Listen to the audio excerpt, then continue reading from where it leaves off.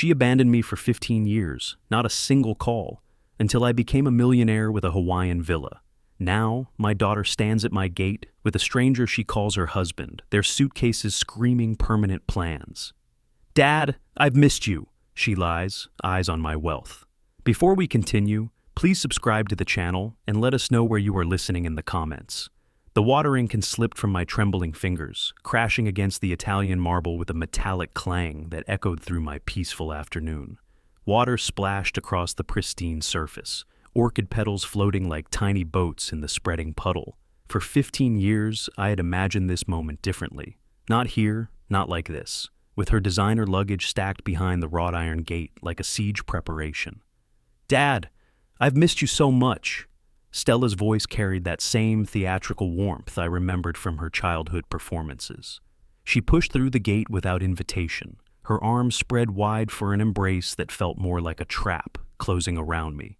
"Meet Theron, my husband."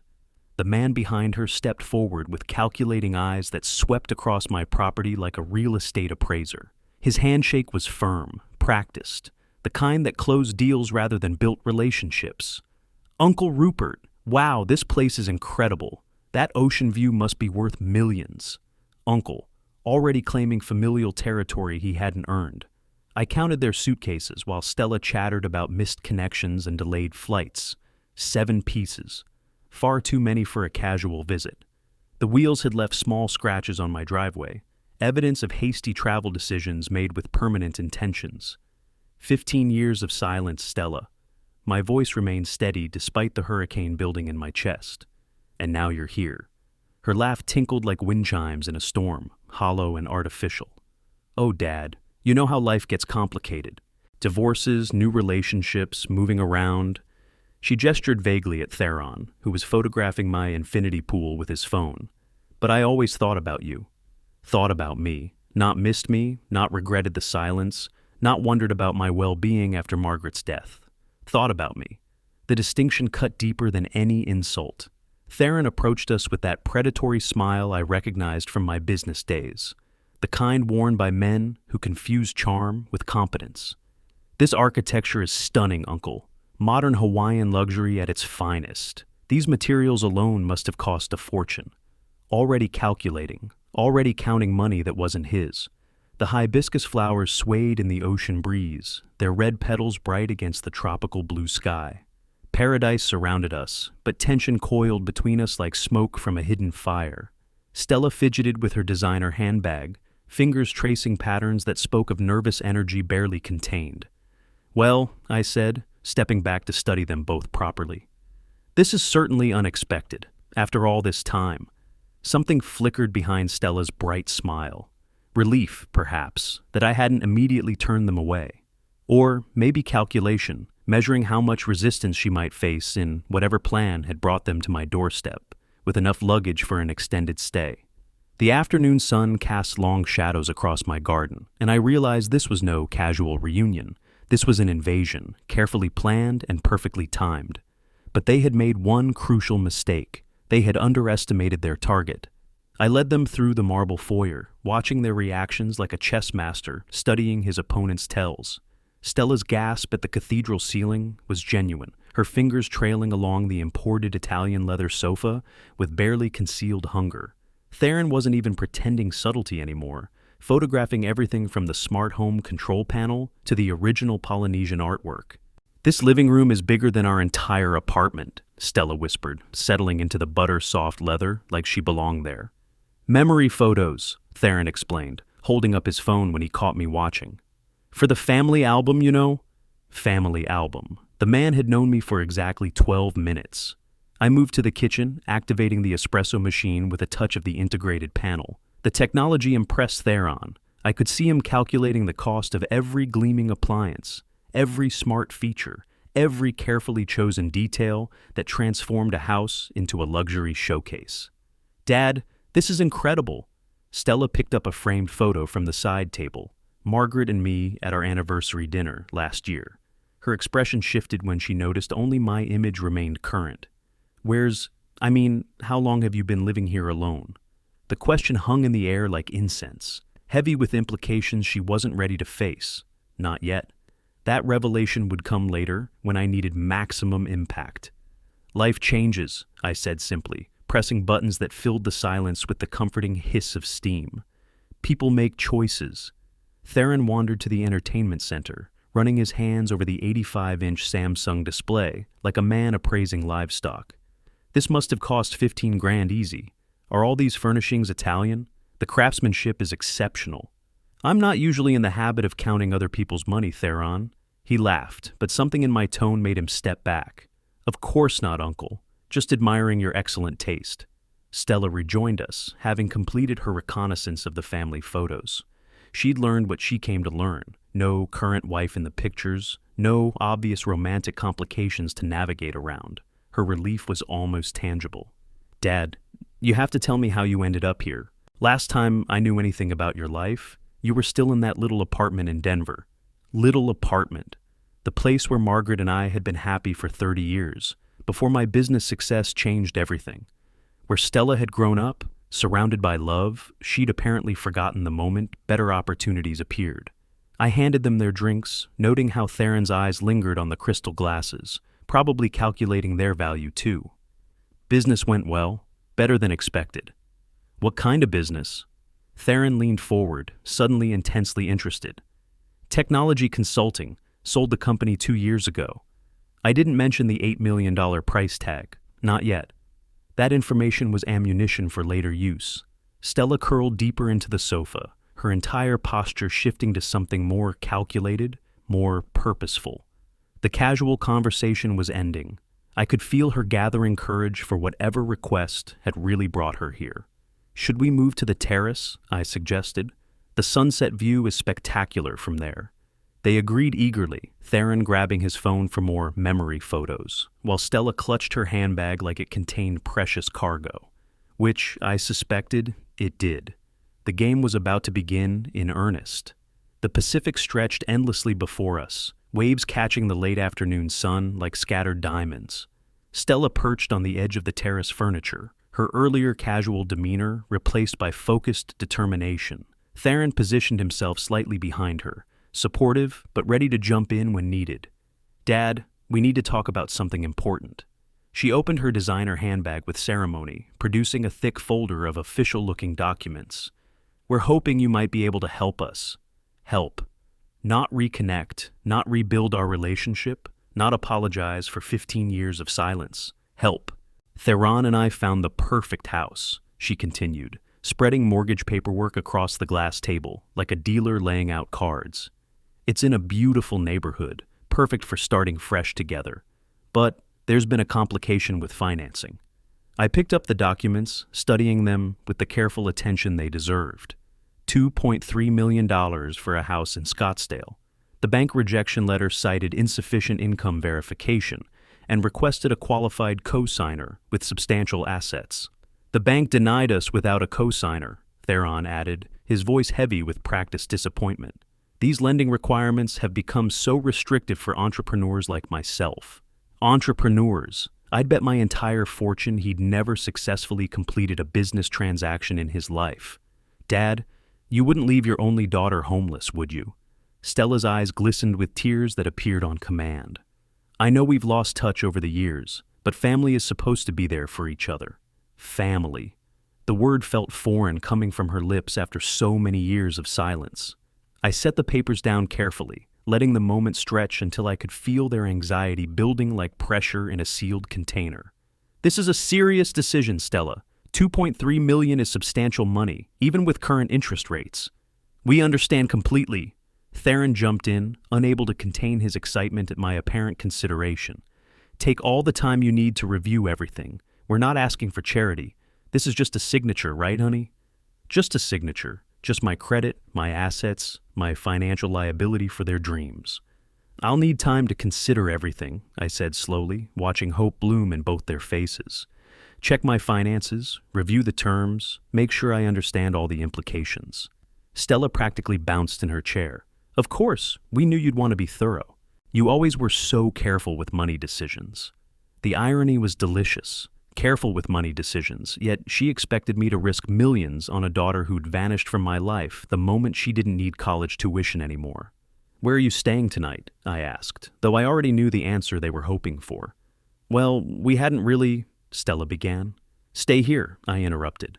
"We can discuss everything properly tomorrow morning, after I've had time to review these documents thoroughly." The relief that washed over their faces was beautiful to watch. They thought they'd won. Thought 15 years of neglect could be erased with a few tears and some fabricated family sentiment. "Uncle, that's incredibly generous," Theron said, already reaching for his phone to take more photos of what he clearly considered his future inheritance. "Family takes care of family," I replied, using their own words against them. As the sun set over the Pacific, painting the sky in brilliant oranges and purples, I watched my daughter and her husband exchange victorious glances. They had no idea they had just walked into a trap, 15 years in the making.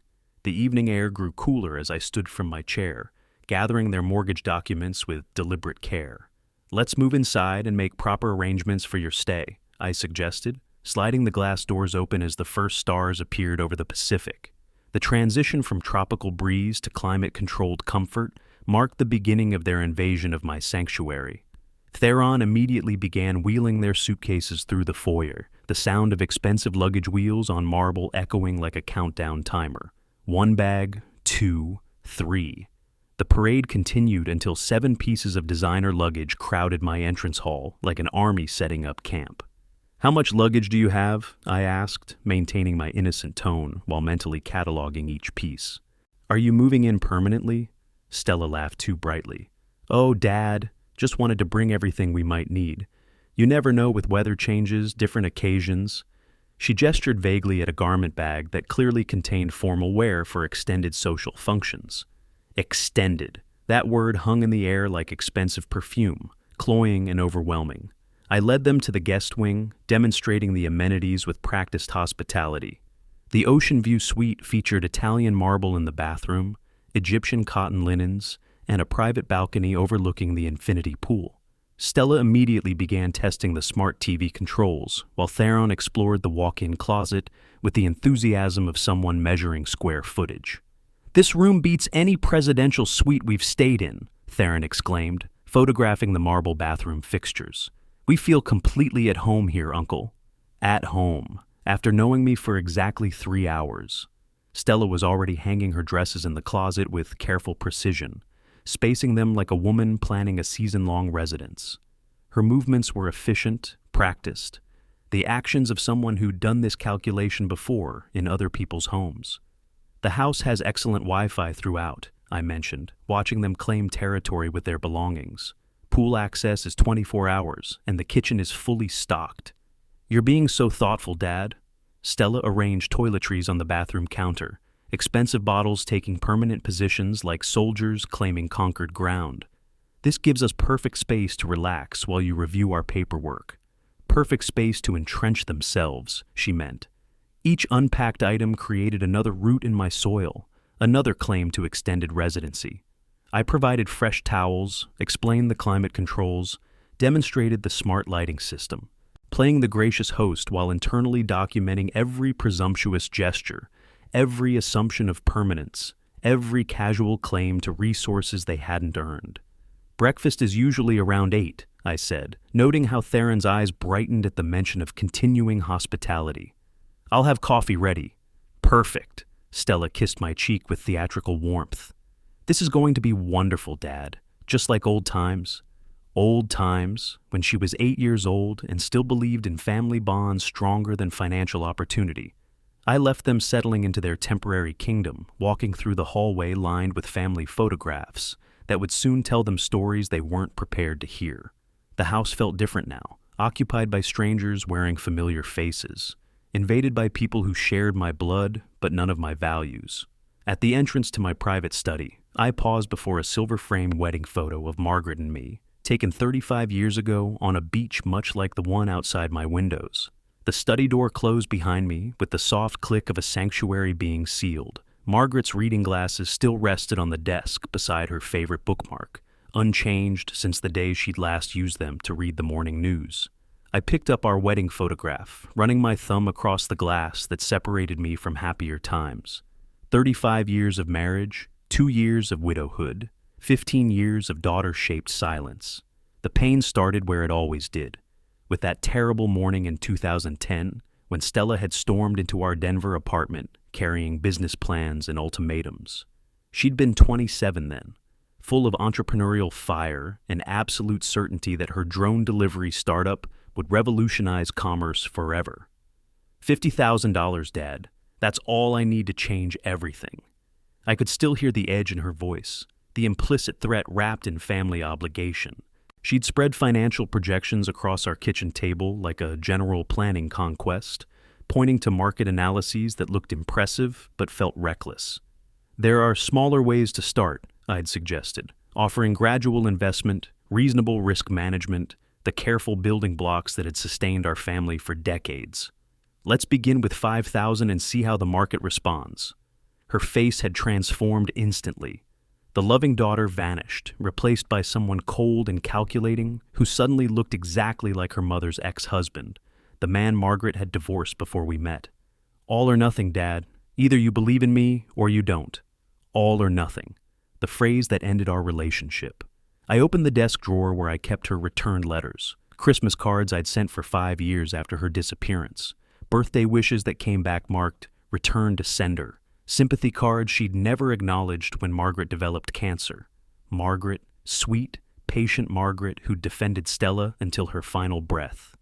"She'll come back," my wife had whispered during her last weeks in the hospital. Daughters always come back when mothers are dying. But the funeral chair marked "Reserved for Family" had remained empty. Stella never called, never wrote, never acknowledged that the woman who'd raised her with endless love had passed from this world asking for her stepdaughter until the very end. I set down Margaret's photo and picked up my tablet, needing to understand exactly how Stella had found me after all these years of calculated silence. The CNBC interview from last month appeared on screen. My moment of pride transformed into a beacon for predators. After selling Elitech Solutions for $8 million, the reporter had said, "You've chosen Hawaii for retirement." $8 million, the number that had brought my daughter home. 15 years of building something meaningful from nothing. 15 years of 70-hour weeks, missed vacations, delayed gratification while she lived her own life without us. The irony burned like acid. My success had begun the exact year she'd walked away, as if her absence had freed me to achieve everything she'd demanded I risk for her questionable dreams. The engineering degrees on my wall told the story she'd never bothered to learn. The industry awards marked achievements she'd never celebrated. The acquisition documents proved that careful, methodical progress had eventually delivered everything she'd wanted instantly. But success without family felt hollow, especially now that Margaret was gone and our daughter had returned not from love, but from a Google search that revealed my net worth. I looked toward the guest wing, where they were probably already planning their next moves, calculating their inheritance, measuring their permanent place in my life. They had no idea what they'd awakened. The tablet's blue glow illuminated technical documents scattered across my desk, patents, acquisition papers, industry recognition that Stella would never have expected from the careful father she'd dismissed 15 years ago. I navigated to the CNBC interview that had inadvertently served as her roadmap to my wealth. There I was, on screen, silver-haired and confident, discussing the sale of Elitech Solutions to a Fortune 500 company seeking cutting-edge engineering expertise. The reporter had been thorough, perhaps too thorough for privacy. "Your company specialized in automation systems for military applications," James Morrison had noted. "Quite a leap from your original consulting work." "Engineering evolves," I'd replied, proud to share the journey from basement startup to acquisition target. We identified emerging needs in defense technology and positioned ourselves accordingly. What I hadn't mentioned was the personal cost. 12-hour days for 14 years. Weekends spent debugging code while other men played golf. Vacations postponed indefinitely while we pursued government contracts that would eventually prove our worth. Margaret had understood. She'd brought coffee to my home office at midnight, celebrated small victories, endured my obsession with perfection. But Stella never knew about any of it because Stella had vanished the moment I'd declined to fund her ill-conceived venture. The timeline was brutally clear now. Elitech Solutions had been founded 6 months after she'd stormed out of our lives, built from the wreckage of a relationship she'd destroyed with her ultimatum. My success had grown directly from the soil of her abandonment. Defense contracts require extensive security clearances, the interviewer had continued. That must have been challenging for a smaller company. Persistence pays off, I'd said, remembering the 18-month process of proving our reliability, our technical competence, our absolute dedication to excellence. 18 months when Stella could have called to check on her mother's health. 18 months when she could have acknowledged our existence with a single text message. Instead, she'd been living her own life, presumably burning through husbands while I built something remarkable from scratch. The acquisition had been announced in all the major trade publications. Elitech Solutions, sold for $8 million to Northfield Defense Systems. My engineering background had finally been validated on a scale that demanded respect. But Stella hadn't called then either, not when the business magazines featured my success story, not when the local Denver News interviewed the hometown entrepreneur who made it big. Only when CNBC mentioned my Hawaiian retirement had she suddenly remembered her father existed. I scrolled through the interview transcript, seeing it now through her eyes. Location revealed, Oahu, net worth implied, 8 figures. Living situation, alone and presumably lonely. Perfect target for a family reconciliation with financial benefits. The precision of her timing was impressive. 1 week after the interview aired, she'd appeared at my gate with luggage and a husband who appreciated expensive architecture, not a coincidence. A carefully planned invasion. I closed the tablet and looked toward the guest wing, where my visitors were probably already asleep in Egyptian cotton comfort, dreaming of their successful manipulation of a grieving widower who couldn't possibly see through their transparent scheme. Sleep would be impossible for me tonight. My mind raced with possibilities, strategies forming like storm clouds over the Pacific. The woman who demanded $50,000 15 years ago was about to discover exactly how much her father had learned about strategic thinking in her absence. Sleep remained elusive as my mind churned through possibilities. I abandoned the bed at 11 o'clock, moving through darkened hallways to avoid disturbing my guests who slumbered peacefully in their stolen comfort. The terrace beckoned with its ocean breeze and privacy, perfect for the kind of planning that required absolute solitude. They wanted my money? Perfect. I'd show them what real wealth looked like. Then they'd learn what real loss felt like. The Pacific stretched endlessly before me, waves catching moonlight like scattered coins. Appropriate metaphor, everything came back to money with Stella and her calculating husband. But I'd spent 14 years in business learning to turn people's greed against them. Day one would overwhelm them with generosity. Shopping, dining, experiences beyond their comprehension. Let them taste the full flavor of luxury until it became necessary rather than appreciated. Theron loved pricing everything? Excellent. I'd feed that obsession until he choked on it. Stella wanted fashion and status. She'd have both until the weight became unbearable. Day two would deepen their dependency, make them feel like family deserving such treatment, build their confidence in permanent arrangements, their certainty about ongoing support. Let them plan their future around my resources. Day three would bring revelation. I paced the terrace length, each step cementing another detail. The shopping list grew specific. $15,000 for diamond earrings, $25,000 for his Rolex, yacht rental for the full executive experience. Money meant nothing to me now, but everything to them. The irony was delicious. My business success had taught me exactly how to manipulate people like them.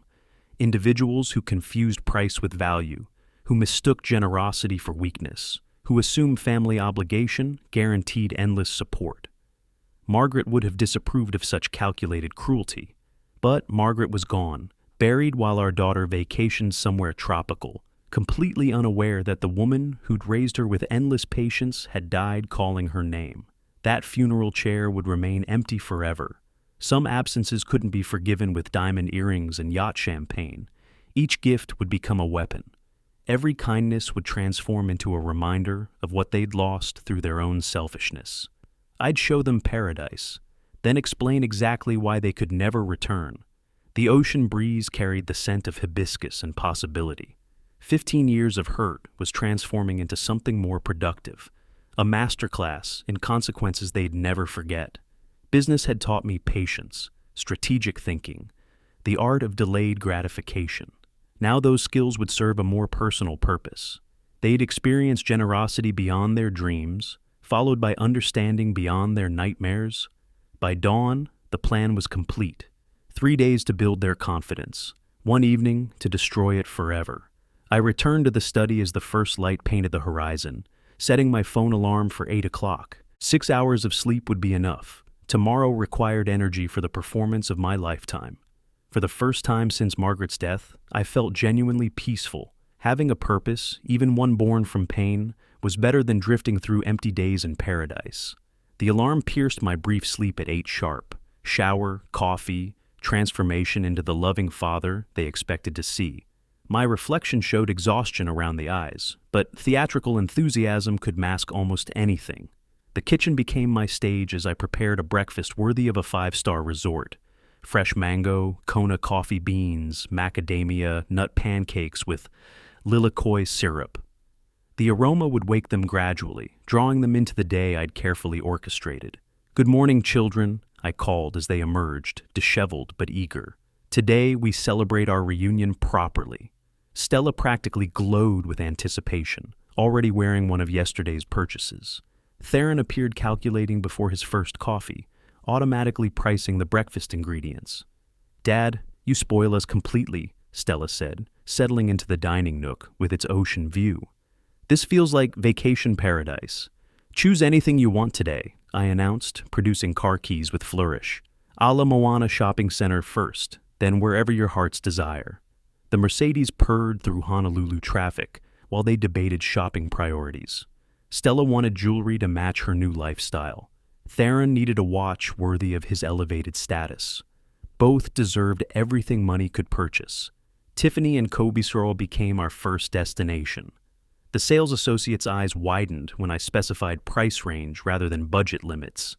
Stella tried on diamond earrings worth more than most people's annual salaries, each setting more spectacular than the last. The $15,000 pair, I decided, watching her face transform with disbelief and delight. Perfect for my beautiful daughter. Theron's Rolex selection required similar consideration. $25,000 for the Submariner model that would announce his success to every room he entered. His hands trembled slightly as the jeweler fitted the platinum band. "I've never owned anything this valuable," he whispered, photographing his wrist from multiple angles. "Uncle, this generosity is overwhelming." Overwhelming, exactly the effect I'd intended. Lunch at Roy's required no menu consultation. Wine pairings, chef's specials, every course designed to demonstrate unlimited resources. The $500 bottles flowed like water while they toasted our renewed family bonds. "To second chances," Stella raised her glass, diamonds catching the oceanfront sunlight, "and fathers who understand what family really means." Family. The word still tasted bitter coming from her lips. The afternoon yacht charter crowned our luxury tour. Private vessel, professional crew. Champagne service as we circled Oahu's coastline. Stella posed for social media photos, while Theron filmed everything for documentation. "This lifestyle could become addictive," he laughed, recording the sunset from our private deck. "Now I understand why rich people never want to work." Rich people, as if he'd already joined that exclusive club through marriage and manipulation. By evening, they were exhausted from pleasure, overwhelmed by experiences they'd never imagined possible. The drive home passed in grateful silence, both clutching their expensive purchases like talismans of permanent good fortune. "Thank you, Dad," Stella whispered as we reached the villa. "Today changed everything for me." Everything. She had no idea how prophetic those words would prove. I helped carry their shopping bags, noting how naturally they had accepted such extravagance. Tomorrow would test whether today's generosity had become tomorrow's expectation. The performance was working perfectly. Wednesday morning brought them to the breakfast table with an air of comfortable entitlement. Yesterday's grateful surprise had transformed overnight into casual expectation, exactly as I'd predicted. They moved through my villa like established residents, claiming space with unconscious arrogance. Theron examined my sports car collection through the garage windows, keys practically dangling from his eager fingers. "Uncle, what's the story with that Porsche? Beautiful machine just sitting there." Feel free to take it for a drive, I offered, watching greed sparkle in his eyes like champagne bubbles. What's mine is family's. The phrase hung between us while he calculated how much family might eventually include. Stella surveyed her reflection in the hallway mirror, new diamonds catching morning light. But satisfaction had already faded into fresh hunger. Dad, I noticed some gorgeous purses yesterday at Louis Vuitton. This little clutch doesn't really match these incredible earrings. Little clutch. The $5,000 accessory I'd bought her Monday had become inadequate overnight. Of course, sweetheart, we'll fix that immediately. By afternoon, Theron was pitching business ventures with the confidence of someone whose credit had dramatically improved. I've been thinking, Uncle, what if you helped me get back into real estate development? Just seed money, maybe $200,000 to start. $200,000. Yesterday's yacht rental had apparently established new baseline expectations for family investments. Tell me more about this opportunity, I encouraged, documenting every presumptuous detail for future reference. Evening brought them to my study uninvited, examining my awards and business documentation like prospective inheritors conducting inventory. Theron handled my engineering patents with proprietary familiarity, while Stella photographed family photos for her memory collection. Dad, Theron and I were discussing our future plans, she announced, settling into Margaret's favorite reading chair without permission. This villa has so much space. What if we stayed longer, made this our permanent base? Permanent base. They'd been guests for 3 days and were already claiming residency. We could help with expenses, Theron added magnanimously. Once my real estate ventures take off, of course. Once his ventures took off, using my seed capital, naturally. I've been thinking the same thing, I replied, watching their faces bloom with victorious satisfaction. Family should stay together. In fact, I'd like to discuss everything properly tomorrow evening. A special dinner, just the 3 of us. Perfect, Stella clapped her hands with childlike delight. We can finalize all our arrangements then. Finalize arrangements. They'd moved from requesting mortgage assistance to planning my permanent financial servitude in 72 hours. There's something important I need to share with you both, I continued, noting how their attention sharpened at the word important. About family, about the past, about what the future really holds. Uncle, you're being mysterious. Theron laughed, but uncertainty flickered behind his eyes. Is everything all right? Everything was perfect. They'd walked exactly where I'd intended, revealed exactly what I'd suspected, confirmed exactly what they deserved. Tomorrow night, I promised, everything will become crystal clear. I left them planning their inheritance in my study, moving toward the kitchen to begin preparations for our final meal together.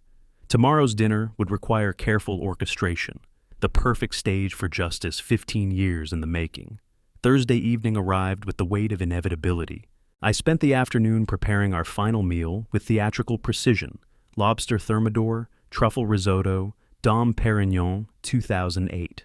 Every detail calculated to provide maximum irony for the conversation ahead. The dining room sparkled under crystal chandeliers as my guests appeared in their finest attire. Stella wore the diamond earrings that caught candlelight like captured stars. Theron sported his Rolex with the satisfaction of a man who'd finally achieved the status he'd always craved. Dad, this presentation is absolutely stunning, Stella breathed, settling into her chair like a queen claiming her throne. You've outdone yourself completely. Only the best for family, I replied, pouring champagne that bubbled with false celebration. After all, we have so much to celebrate tonight. The meal progressed through its courses while I steered conversation toward comfortable territory, their plans, their dreams, their expectations for our newfound closeness. They spoke freely about long-term arrangements, investment opportunities, the wonderful life we'd build together. It's incredible how everything worked out, Stella mused, savoring the lobster. Finding you again, this beautiful place, all the opportunities ahead of us. Yes, I agreed, setting down my fork with deliberate precision. Remarkable timing, really. Tell me, Stella, what kept you so busy these past 15 years? What was so important that you couldn't find time for even a single phone call? Her champagne glass paused halfway to her lips. Dad, let's not talk about sad things tonight. We're together now. Isn't that what matters? No, dear. My voice carried new authority that made both of them straighten unconsciously. Tonight we discuss everything. I want to understand exactly where my daughter was when her mother was dying. The words hit the table like shattered crystal. Stella's face drained of color, her hand trembling as she set down her glass. Theron looked between us with growing alarm, sensing the shift from celebration to interrogation. What do you mean?" Stella whispered. "Margaret passed away 18 months ago," I continued with surgical precision. "Cancer. She fought for 8 months, hoping until the end that you might call, might visit, might remember that the woman who raised you with endless patience was leaving this world. No," the word escaped as barely a breath. "The funeral had a chair reserved for family. It remained empty. I buried my wife alone, while my daughter was presumably living her life somewhere, completely unaware and utterly unconcerned." Stella's diamonds caught the light as tears began falling, but I felt nothing. Some moments arrived too late to matter. "Dad, I didn't know." "Of course you didn't know. How could you? You'd made your choice 15 years ago, when I wouldn't fund your ridiculous business venture. All or nothing, remember? You chose nothing." The elegant dinner had transformed into something else entirely. A reckoning 15 years overdue. Theron shifted uncomfortably, finally understanding that his meal ticket was facing complications he hadn't anticipated. "I think we need to continue this conversation somewhere more private," I announced, standing from the table. "The terrace, perhaps, where we can discuss your future arrangements properly." The terrace overlooked the Pacific like a courtroom, with the ocean as witness. I positioned myself standing, while Stella collapsed into a chair, tears streaming down her face. Theron remained standing, defensive energy radiating from his tense posture. "Dad, please," Stella began, but I raised my hand for silence. "No. You've had your say for 3 days, now you listen." My voice carried the authority I'd learned in 14 years of business negotiations. "You appeared here exactly 1 week after my CNBC interview. Not a coincidence, a calculated invasion." "That's not," Theron started. "Your timing was perfect," I continued, ignoring his interruption. "Grieving widower, isolated in paradise, probably lonely and desperate for family connection. Easy target for a mortgage co-signing scheme."